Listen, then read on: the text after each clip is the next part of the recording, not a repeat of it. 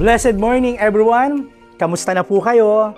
Saan man po kayong dako ng bansa o mundo naroon, pagbati po mula po sa pangalan ng ating Panginoong Hesus. We worship the Lord and we thank the Lord for the opportunity sa ating daily morning devotion. Si Jesus ay kasama. Ako po muli ang inyong kaibigan, kamanggagawa, Pastor Edgar Quinsayas, na makakasama tuwing Lunes ng umaga at inyong pong devotional leader for today. Our topic for this morning is the blessing of giving.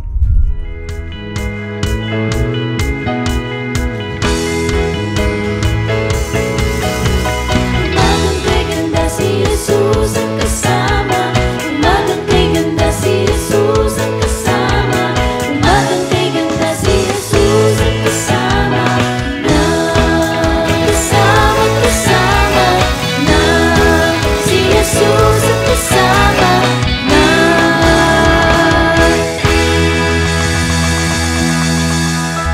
Bago po tayo magsimula, hayaan po muna natin papurihan ng ating Panginoon sa awiting ito.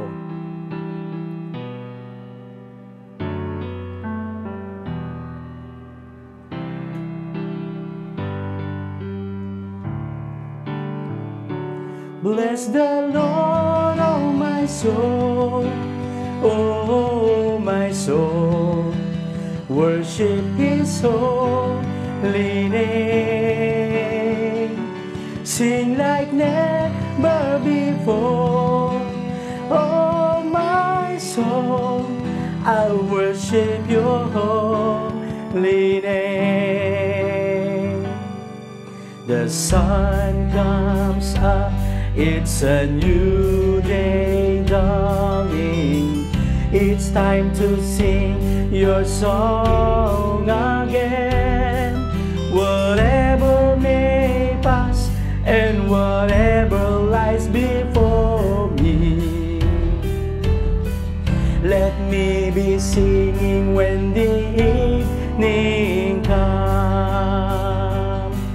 The Lord, oh my soul, oh my soul, worship His holy name.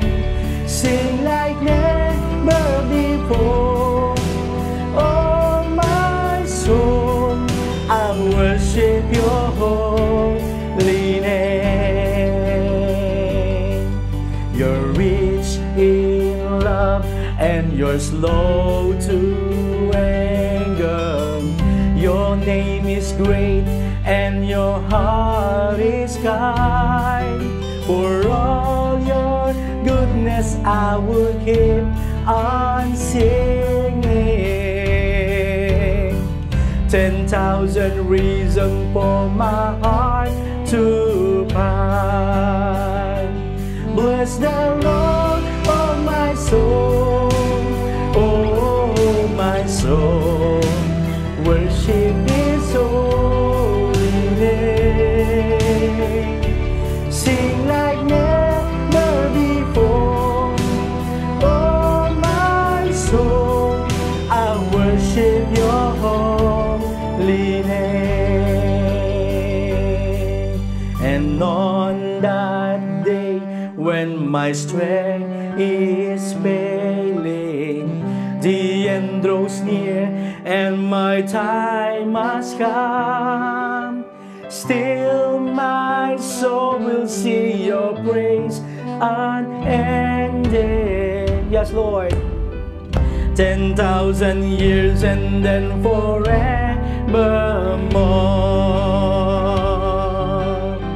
We worship You, Lord. Bless the Lord, oh my soul, oh my soul, worship His holy name. Sing like never before, oh my soul, I worship Your holy name. Bless the Lord, oh my soul, oh my soul, worship His holy name. Sing like never before,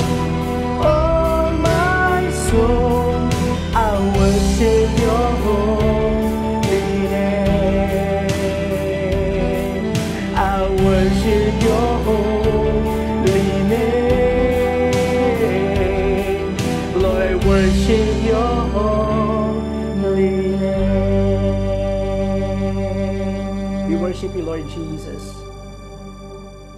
Praise God! Sa awitin na ating narinig, purihin po ang Diyos. At sa umagang ito, mga kapatid, atin pong minsang panghilingin ang presensya ng Diyos sa ating pong panimulang panalangin. Tayo po'y manalangin. Aming Diyos, muli po kami nagsusumamo, lumalapit sa inyong presensya, humihingi, Panginoon, ng gabay, ng kapangyarihan, at ng pangungusap ng banal mong Espiritu. Malaya po kayong kumilos sa amin, Panginoon, maging sa lahat ng mga anak mo na nag-worship, nakikinig, nagde-devotion sa kanilang mga tahanan at kung saan man sila naroon. Patuloy kang mangusap at manguna sa amin sa umagang ito. Sa ngalan ni Jesus. Amen. Amen. Our topic for this morning is the blessing of giving. Giving to others bring incredible pleasure, and an inward joy comes when we have reached out and help others. Maging ito man ay regalo o simpleng pagtulong sa ating kapwa. Church, it is the Christianity in action. Jesus Christ had something to say about giving to others. At ito po'y ating matatagpuan sa Mateo, Kabanatang 25, talatang 35 hanggang 40. Ito po ang sinasabi. Ito ay sapagkat ako'y nagutom ako at binigay niyo ako ng makakain. Nauhaw ako at binigay niyo ako ng maiinom. Ako ay naging taga-ibang bayan at ako'y inyong pinatuloy. Ako'y naging hubad at dinamitan ninyo. Nagkasakit ako at ako'y inyong dinalaw. Nabilanggo ako at ako'y inyong pinuntahan. Sasagot naman ang matuwid sa kanila, Panginoon, kailan ka naming nakitang nagutom at pinakain ka namin o nauhaw, binigyan ng maiinom? Kailan ka naming nakitang taga-ibang bayan at patuloy kang naging hubad at dinamitan ka namin? Kailan ka naming nakitang nagkasakit o nabilanggo at dumalaw kami sa iyo? Sasagot ang hari sa kanila, katotohanang sinasabi ko sa inyo, anuman ang ginagawa ninyo sa isa sa pinakamaliit sa kapatid ko, ginawa nyo ito sa akin. Church, God call us to loving service. Ang paglilingkod sa iba ay isang mahalagang bahagi ng pananampalatayang Kristiyano. Ito po ang tinuro ng ating Panginoong Hesus sa kanyang mga tagasunod na nagmamahal, na maglingkod sa iba, at ang kanyang buhay ay nagsisilbing halimbawa kung ano ang ibig sabihin ng paglilingkod na may habag at pagpapakumbaba. Ang isang paraan po, mga kapatid, para maisagawa ng mga Kristiyano ang pagtutulong ito ay sa pamamagitan ng pagbibigay, paglilingkod sa ating kapwa at sa ating komunidad. Sa verse 14, sasagot ang hari, referring to our Lord Jesus Christ, our God. Sa kanila, ang katotohanan sinasabi ko sa inyo, anuman ang ginagawa ninyo sa isa sa pinakamaliit na kapatid ko, ginawa nyo ito sa akin. Alam nyo, mga kapatid, ang pagmamahal at paglilingkod natin sa kapwa ay nag-aalok ng pagkakataon na magkaroon ng positibong epekto sa buhay ng iba habang pinapakita natin ang pag-ibig ni Kristo sa mundo. Kaya sa umagang ito, mga kapatid, tutuklasan po natin ang pagpapala ng pagbibigay. Ang ilang halimbawa ay pagbibigay sa kapwa at kung papaano pinapakita ng mga ito ang puso ng ating Panginoong Jesucristo. The scriptures in the Bible talk about giving. They instruct us how to give, when to give, where to give, why to give, and what to give. Church, be a good steward. Ang pagbibigay ay masaya, ang pagbibigay ay kapaki-pakinabig sa ating puso. Patuloy tayo na magbigay at maglingkod at nawa masumpungan tayo ng Diyos. At kanyang sasabihin sa darating ng panahon sa atin. In Matthew chapter 25 verse 21, ito po ang sinasabi, His masters replied, Well done, my good and faithful servant. You have been faithful with a few things, I will put you in charge in many things. Come and share your master's happiness. Only true servants of God are to be welcome in the kingdom. Ito ay dahil ang Panginoon natin ay sinusundan natin, ay dumating. Hindi upang maglingkod, kundi upang maglingkod sa iba. Ang tunay na lingkod ay tapat sa maliit na bagay. Siya ay mapagkakatiwalaan sa kakukunting tungkulin at ito'y umuunlad upang maging mabuting katiwala sa mas malaking tungkulin. Ang reward sa ganitong paglilingkod, mga kapatid, ay pagtanggap ng kagalakan sa puso ng biyaya at pagbibigay at pagbabalik sa Diyos at paglilingkod sa ating kapwa. Kaya ang aking dalangin, mga kapatid, sa umagang ito, patuloy tayong maglingkod tulad ng ating Panginoong Hesus na patuloy na tanggapin ang kagalakan kasama ang ating Diyos. Sa Lumang Tipan, mababasa din po natin sa unang Kronika, Kabanatang 29, talatang 11 hanggang 14. Makapangyarihan kayo at kagalang-galang, dakila at kapuri-puri, sapagkat sa inyo ang lahat ng bagay ay nasa langit at nasa lupa. Kayo ang hari, o Panginoon, at higit kayo sa lahat. Sa inyo nagmumula ang kayamanan at karangalan. Kayo ang namamahala sa lahat ng bagay. Makapangyarihan kayo at napakataas at nagbibigay ng kapangyarihan sa sinuman. Ngayon, o aming Diyos, pinasapasalamatan namin kayo at pinupuri ang inyong kagalang-galang na pangalan. Pero sino po ba ang aking mga mamamayan na makapagbibigay kami ng umaapaw na kaloob gaya nito? Lahat ng bagay ay nagmula sa iyo at binabalik lamang namin sa iyo ang ibinigay nyo sa amin. You know, church, this the prayer of David reflects the heart of a humble servant. He acknowledges that everything in heaven and earth belongs to God. He recognized God as a head and the ruler of everything, the giver of wealth and honor. God give us things we may use, but ultimately everything belongs to God. Kaya dito, mga kapatid, lagi po nating tatandaan, binigay, pinahiram, at pinagkatiwala po ng Diyos ang lahat ng meron tayo. Kaya dapat po natin ibalik na may pasasalamat sa Kanya. The steward understands the total dependence on God and gives generously to the Lord, simply from understanding that everything comes from Him. Another one, give your time, mga kapatid. Your personal time is very valuable. We know that. Sa panahon natin na punong-puno ng kaabalahan, kailangan po natin ibahagi po ang ating oras sa iba. You know, church, in our busy world of work, children, family, school, church, and that like our time might be the hardest things to give.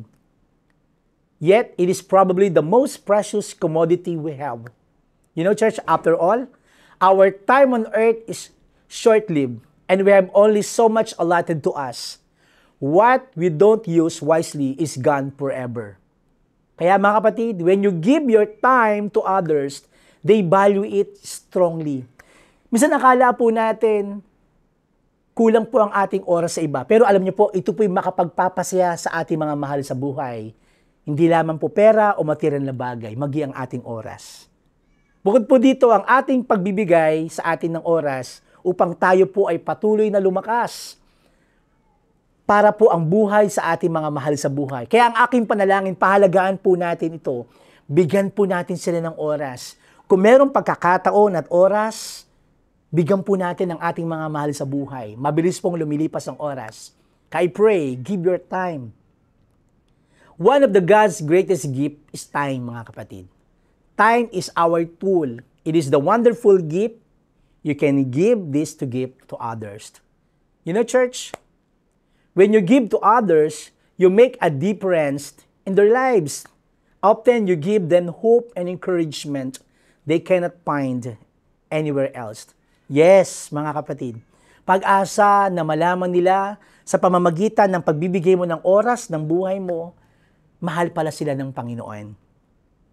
Kaya dito, according to our Methodist founder na si John Wesley, do all the good you can, by all the means you can, in all the ways you can, in all the places you can, in all the times you can, to all the people you can, as long as ever you can.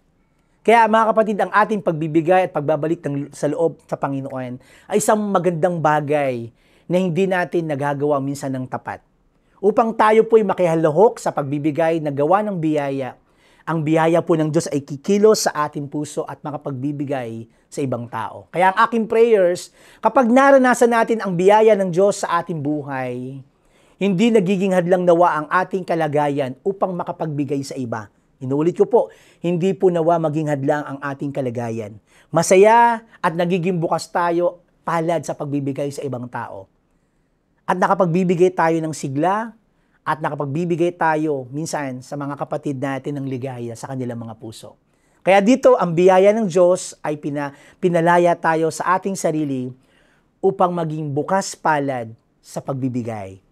Ang aking panalangin, nagiging huwaran natin ang ating Panginoong Hesus sa pagbibigay sapagkat binigay ng ating Panginoong Hesus ang kanyang buhay para sa atin.